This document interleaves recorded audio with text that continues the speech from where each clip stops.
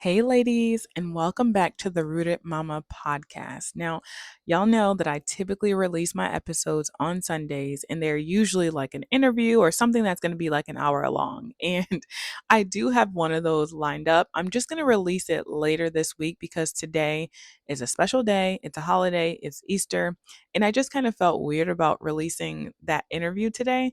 So, yes, be on the lookout for that. I'm going to release it on Wednesday this week. So, y'all have two episodes of Rooted to listen to this week. Congratulations. But I did want to stay in the habit of releasing on Sundays until this season is over.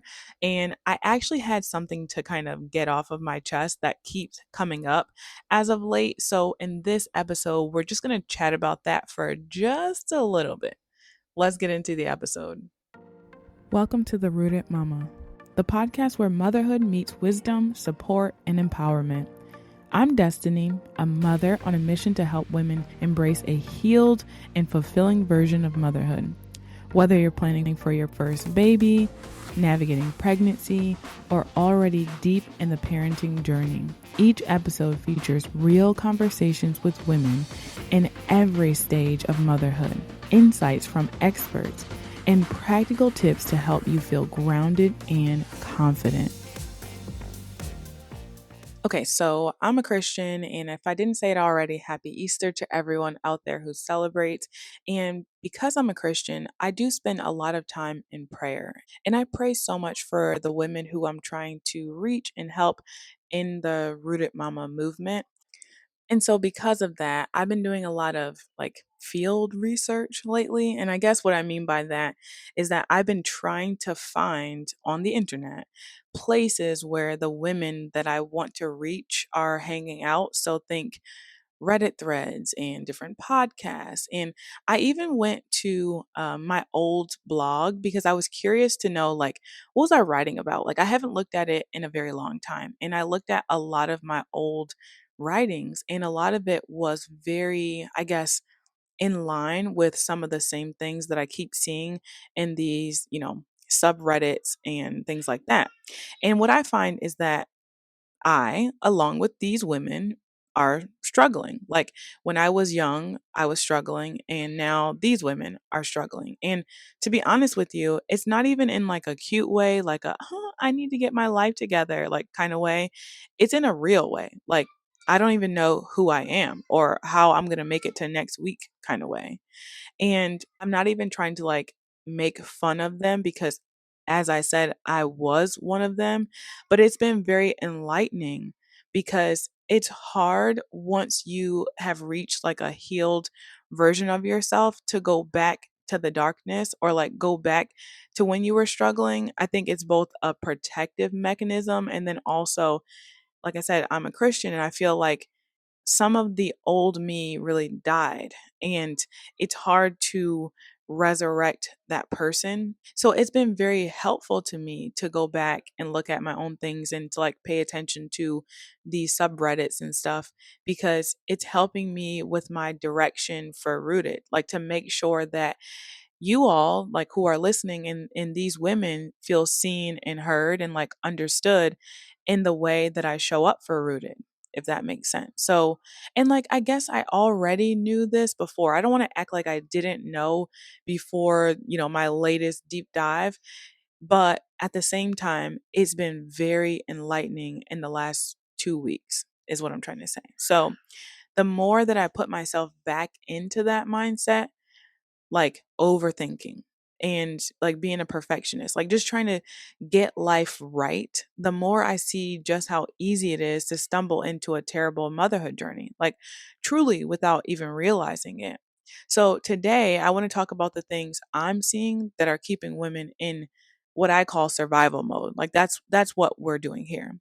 And this is happening, as I said, way before they even become mothers.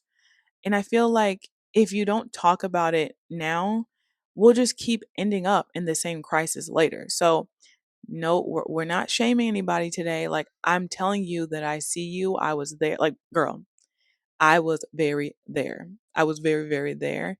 And let's just talk about it and let's find out how we can start to try to move out of it. And then at the end, we'll talk about what motherhood has to do with all of this. Okay, so let's get into the first one. Okay, so I figured what I would do is kind of like break this into three chunks, like the major things that I'm noticing across the platforms, and again, like what I noticed within myself at that age. And the first one is overthinking, like by a landslide, just like overthinking, inability to control thoughts, and really that kind of fits into panic and anxiety. So women, I feel, are very willing. I don't know the word to say, like, anxiety is no longer a big deal. So like people have just like put it into the mainstream. There's literally a character in a children's movie about it, like Inside Out 2 has anxiety as a character. So it's just like a part of life. There's a song that everyone keeps singing about it. And I feel like because people have normalized it, it's normal, but it's actually not normal. Like we have to remember that it's okay to like not want to be like carry shame. I'm not saying to carry shame about having anxiety, but it's another thing to like decide we're going to live in this. Like this is going to be who I am. I am anxiety. Like that's not something that I think is fruitful or helpful, and definitely not going to be a good way to go into motherhood. But what I'm seeing most is that most women are like paralyzed by decision fatigue. Like they just are constantly thinking about if they're going to choose the wrong thing. Like, what if I do this? What if I choose wrong? And it could be about anything. It could be about careers, a partner, the health choices, like who they are as people, like their identity. It's like they don't even know if they should go on this date. Like if somebody was nice to them at the grocery store, they met someone somewhere, maybe online, a guy sent them a nice message. They're like on the subgroups questioning whether or not they should go on the date. And I'm like, girl, go on the date or like don't. But is it necessary to have like this whole existential breakdown about it, you know? And I think it just comes down to this fear of being wrong that ultimately leads them to be risk averse, right? So I don't know if y'all have heard this term before, but like you get to be so afraid of taking any risk that you literally just like don't do anything, risk averse. And I think, again, it comes from this inability to trust themselves. And I think it comes from just like how society is going, but definitely how we have grown up and how the younger generation is growing up, where there is seemingly a right way to do life. So I know for me, as a middle millennial, we were told as girls that we could do anything the boys can do, right? Like, so as far as what the right thing was to do at the time, it was to play sports, like be not so girly, not interested in like the girl path. So like motherhood and marriage and stuff, like they would kind of like make fun of those girls. You know, I remember those movies. Y'all remember those movies, those shows where like the cool girl was the sporty girl, the cool girl was the super smart nerdy girl, and the cool woman was like this beautiful woman who was also like a scientist, who was also like the CEO of a company. Right? And so like the path was very clear that you should do da da da da da. And now the younger generation, they kind of have it worse because it's not just about like choosing whatever show to watch or like whatever, they're sliding through the indoctrination path of the school system, on any given day. Now it's like every time you open up your smart device, your phone, your laptop, whatever, you're seeing like an influencer and she's living this way. And like now you should probably follow this path. Or like, there's all these experts all over the place, I guess is what I'm trying to say. And so there is like a right way, but it could be like multifaceted. So like maybe this is the right way or this is the right way. And they even like use that manipulation technique because like I create content and like I see what the experts are saying, and they definitely play on the psychology of the consumer. And so if you're a young person growing up, you don't know that you're a consumer. I'm putting like quotes around it. You're not a consumer. You're just like a person trying to figure out how to navigate the world. And if it's constantly changing, or there's people telling you, you definitely don't want to do this, don't do this before you da da da da da, right? Like all of those hooks in the beginning of these TikToks and stuff like that. And so a lot of this boils down to an inability to trust yourself because you've never developed intuition. Like your intuition is usually being ignored because you might feel like you want to do this, but then someone on TikTok or Instagram starts their hook with, are you a girl who does this? This is why you should never do this, right? Like, y'all know, fill in the blank, this and this. I don't have time to come up with examples, but you guys know what I'm talking about, right? And so it comes down to a lack of self trust. And this is really unfortunate when it comes to motherhood because it does not make it easier. Motherhood does not make your inability to trust yourself any easier. It does not make decisions easier. It does not make overthinking go away. Everything gets worse when you become a mom. Does that mean don't become a mom? No, it means start to think about these things before, or like address them. Like, don't just think about them, because that's our problem, right? We're like thinking about stuff.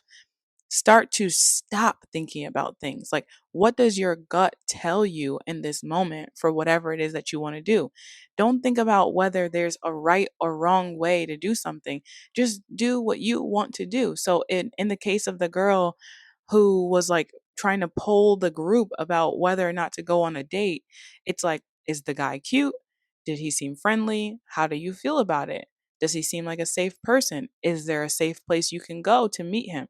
Then just go on the date, right? But again, we've been so trained that there's a right or wrong way to do something, that every decision you make needs to be crowdsourced. And if there's no crowd to source it, you're just like spiraling in your brain about what to do. I'm telling you that the best survival tool in motherhood is to start to trust yourself. And this is where so many of them are going wrong. And that's why later down the line, when those women become mothers, they have issues. It's pretty clear, right? Okay. So let's move on to the next one. And that is conflict. And what I find is that, again, I'm bringing myself into this because I remember who I was then, but I'm also like paying attention to the women that I'm seeing on the internet. And these women really hate conflict, like any sort of conflict, even if it's healthy conflict. Like they would rather people please, or like ghost someone instead of just saying like, hey, this really bothers me. Like just speaking honestly is really scary to them. Like it's something that they just do not want to do. And what's wild is like how often this is paired with like very polished self-help language. It's like setting boundaries, choosing peace. Like they know what they're supposed to do, but then they don't do it. Like you're not choosing peace. Like you're not setting boundaries or choosing peace if you just like disappear from your best friend. And like I did it. There was a friend that I had who I think about all the time, and I just could not muster up the courage or like the discipline or like just the conflict resolution to tell this person that our friendship was like just not good. And that's because I was beginning to get healthy, like I was beginning to heal, and she was very like painfully depressed. And me as an empath, as a highly sensitive person, I was really taking on a lot of her depression that I personally didn't feel. But like at the time, I didn't have the discernment to know the difference between her depression and like my feelings, if that makes sense. Like if you're a sensitive person, you probably know what I'm talking about. Maybe someone else out there doesn't get it, but it was very hard for me to be able to know the difference between who she was and who I was. And I was trying to get out of that and I couldn't. And I just like disappeared from this woman, like this girl who I had known for like 5+ years, who was literally my very best friend. I had used the physical boundary of like moving across the country so that I knew she wouldn't be able to just like show up to my house. And I just ghosted her. And in hindsight, it was like the worst decision ever. But like to me, it was choosing peace, right? So, y'all, I mean, we have to be able to handle conflict. This is so important in life, like separate from motherhood, like before we get to motherhood. You have to be able to handle conflict in your relationships, like in your family. There's a lot that you can handle and practice before you become a mom so that it's not even like a thing that is such a stressor in motherhood. Like, you can be a nice person. No, no, no. Let me say this. You can be a kind person and still set a boundary that makes someone uncomfortable, because at the end of the day, you don't want to be nice. Like, nice is being stepped on, in my opinion. Like, I think there's a difference between being kind and being nice. I feel like being nice is just like blanket niceness, like blanket people pleasing. Oh yes, no problem. Like, even if you're seething on the inside, like you could be burning with rage on the inside, but you're being nice to someone on the outside. Kindness is different. So you can be burning with rage on the inside and choose to be kind, but you can also be like, you know what you did made me very upset. So you're still being kind, but you're not being a doormat.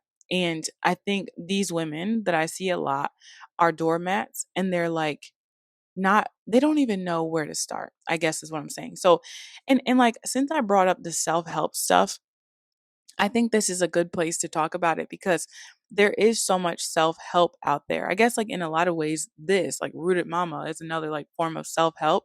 And like what I found and what I see is that we do have a lot of self-help stuff available to us. And the thing is, none of those things are actually going to matter if you don't get to the root of your issues. Like, it doesn't actually matter if you know the self-help language of setting boundaries. If at your core, you've never set a healthy boundary in your life and you don't know where to start. Maybe your parents never let you close your doors, like in your room, or maybe they never listened to you. Maybe they just always told you what to do, or the opposite. Maybe they never told you what to do and they were a doormat. So you don't even know where to begin because your only model was a doormat who didn't set boundaries, right?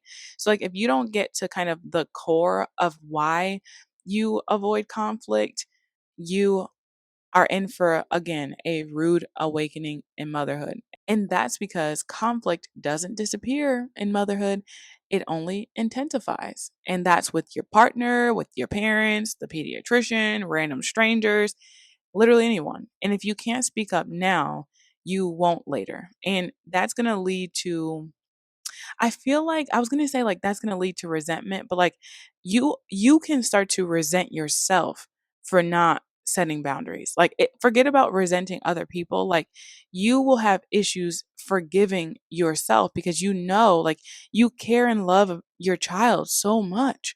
Like, you love your baby so much, and all you want to do is like do what's best for them. And if you are unable to resolve conflict or set healthy boundaries or like tell people when something is bothering you or something's not good for the baby, you will feel guilty about it because you just want to do what's best for your baby, and you know what's best is something that you are not good at, right? So like the resentment will turn into like rage against yourself, which I've experienced and it feels awful.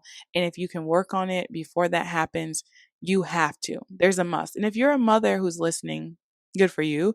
But if you're a mother who's listening to this and like this is your issue, it doesn't feel good, right? Like, it does not feel good to not be able to handle like even the simplest conflicts, or like to walk away from conflicts feeling like I should have said this or I should have said this, right? Being nice is not the same as being grounded. Okay. Survival mode will have you making everyone else comfortable while you quietly fall apart, disintegrate, melt. All right, let's move on to the next one. Are y'all still with me? Okay. I always feel like when I get to these parts, like the last, version of whatever I'm talking about, I always feel like a little bit of guilt. And I think that's just me being a sensitive person. And as I'm talking about setting boundaries, I'm like, oh my God, am I being nice? But I always feel like when we're talking about these heavy hitting things that are true, like I know them to be true, I know how it can really stir up your spirit and have you feeling guilty. And I don't think guilt is good, but I do feel like being called out sometimes is necessary because discomfort breeds growth. You do not grow when you're in a comfortable place. Growth comes from discomfort. And so sometimes someone has to be the person who makes you uncomfortable so that you can move out of that discomfort into a place that feels better. And usually that means that you're growing and healing in the process. All right, here's the last one, and it's a big one.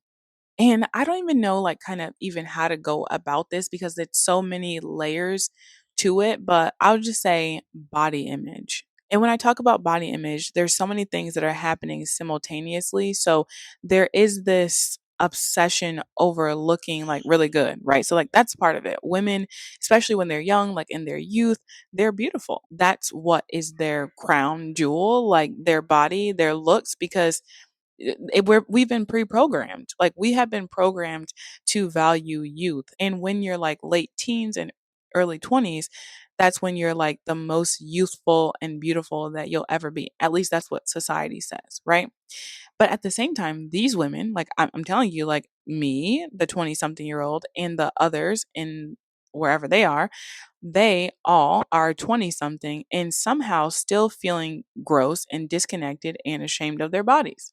Like, and I think we all know where it's coming from, social media, right? There's a lot of filters going on. There's a lot of editing happening and none of it is real.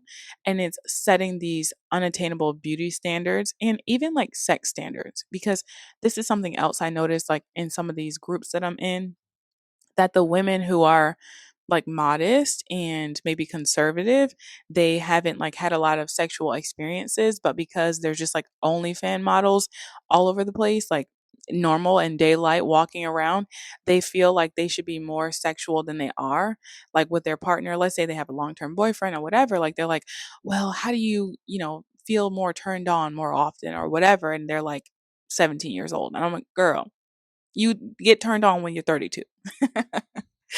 Oh God, I'm turning into a mother. But you know what I mean, right? Like it's unnecessary. Like if you have a beautiful relationship, like just embrace that beautiful relationship like without pushing it into something that's like overly sexual or something that you're just not comfortable with. The same with the beauty. Like if you don't want to wear certain clothes, like don't wear those clothes. Like who cares what people say? If you have a hot body, it's fine. Keep your body covered the way that you want it to be covered or whatever, or the opposite, like whatever. But the point is, like, don't hold yourself to the standards of society because they're ever changing and completely unrealistic. But with that being said, I feel as though there's a deeper layer here. That's why I didn't want to call it just body image, because in a lot of ways, many of these women are not in their bodies. Like they are talking about their bodies, but they're in such a level of insecurity, like such a deep level of insecurity that it's almost like disembodiment. And what do I mean by that? They're living in their heads and not their bodies. What I mean by that is like they're living in their heads and not their bodies. So if we're talking about these forums or whatever, the overthinking, like everything that I talked about thus far has to do with just being so detached from the present, which is like in their body, like their senses being grounded to reality, that they are spending all of their time thinking and thinking and thinking and processing and processing, processing, analyzing everything. They're no longer in their bodies. Their soul and their spirit are detached from the body. And this is why I think that motherhood gets so many women, because when you get pregnant, your body becomes center of that experience. When you're pregnant, you are literally carrying a baby. You're forced to like deal with what's happening in your body. So the first thing that I experienced was like the nausea and stuff. And so I kept wanting to like go back to my dissociated state, like that disembodiment, and like think about whatever, the ether.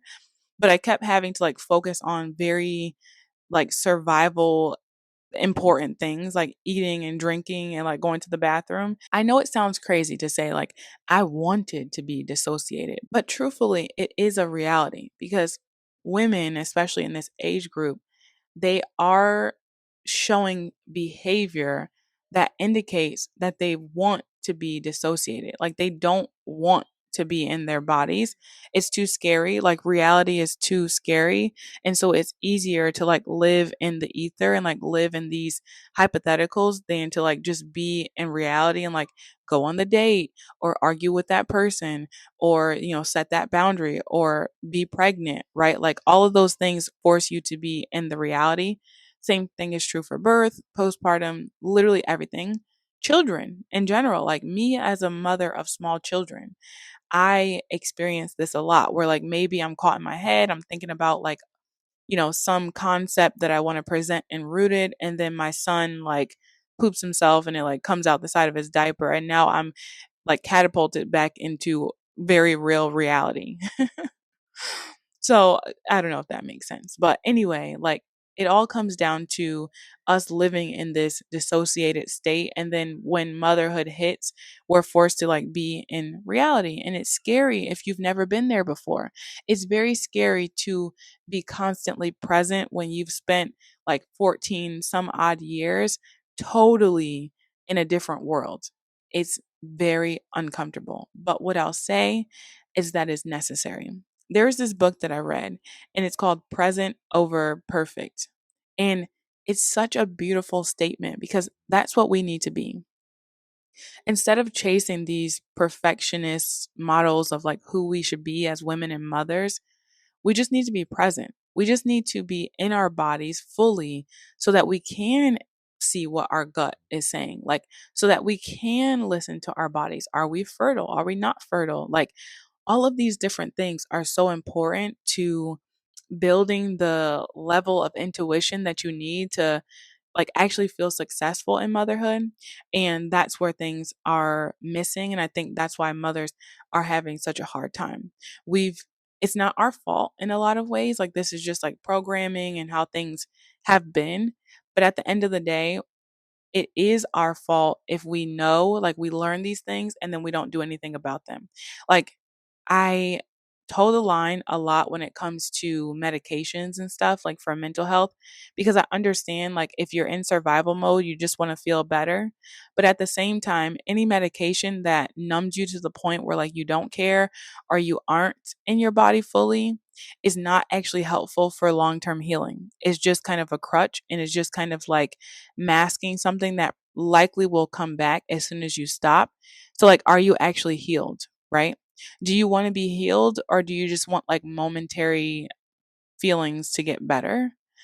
And again, I'm not trying to like shame because I actually was on a medication before. Like when I was younger 20s, they prescribed me Lexapro and I know exactly what it feels like. It actually to me felt like smoking weed. I don't know. Maybe I'm just like super sensitive, but any of those things, weed, alcohol, medications, whatever, like any altered state may feel good for the time being. And I'm not saying like there's some people out there that definitely need it to like get through because the alternative is worse, could be death, right? And I'm not saying come off of those things and then something bad happen. Like that's not what I'm trying to say. But at the same time, if you are someone who's like really dedicated to long-term healing, long-term growth and like feeling good in your body and your skin for long term, and that includes in motherhood, then you might start to look at alternative ways besides like numbing to help you feel good about yourself. All right. So that was the last one. And like I said, this is going to be a somewhat shorter episode, like a bonus episode. It just was like heavy on my mind as of late. And I think that this definitely is my direction going forward with Rooted. I am realizing more and more like every time I do another season, I see where the holes are and like know where I'm going to go for the next season. And right now we're getting ready to move into a house and like we're starting a homestead. I do have like a little YouTube channel, but I haven't updated it in a while, so please don't go look at it yet, okay? It's not ready. But we're in the middle of that. And so after a couple of weeks. So I think we have 3 more weeks of the season. It will be over. And I plan to come back sometime in the fall with season 3. And I'm definitely going to go this direction because it's worth it to me. It's so important to spend the time on your mental health so that when motherhood comes, we can't like blame motherhood. I think it's all being lopped into one thing and motherhood is the issue, right? And it's really not. A lot of these issues are before, and I'm finally getting closer to what exactly those issues are. And I do believe that I have a way to help women out of survival mode because I was there and I'm obviously not there anymore. So, if nothing else, like if you feel really discouraged after this episode, maybe like I called you out on a couple of things, I'm saying it with love because I was there and I'm not there anymore. I'm not feeling any of those things that I talked about anymore. But when I read my blog from when I was 26, I was deep, deep, deep in all of the concepts that I talked about today. So there is a way out. The first one is Jesus. I'm going to like plug Jesus because it's Easter. It was absolutely my faith that helped me get through it. So that was number one. And then the other thing is just continuously trusting myself. Like even when it felt scary, continuously listening to my body, my gut instincts, because I realized more and more every time that I did it, I was right. And it doesn't have to be right for everyone. It was just right for myself. So I will leave you with those 2 tips. And I also just wanted to quickly plug that I do have a free resource. It's called the Survival Mode Decoder. And it's like a little chart that has like a couple of symptoms listed on like the far left side.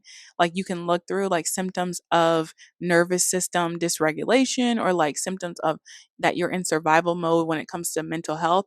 And then it like gives examples and then it gives a couple of tips on how you can come out of it. So it's very like symptom focused. So it, like for example, if you struggle with people pleasing, here's what it looks like and like here's how to come out of it, if that makes sense. So that is available on my website. I'll put the info in the show notes. It's free, as I said, so definitely check that out if you feel like you're in survival mode.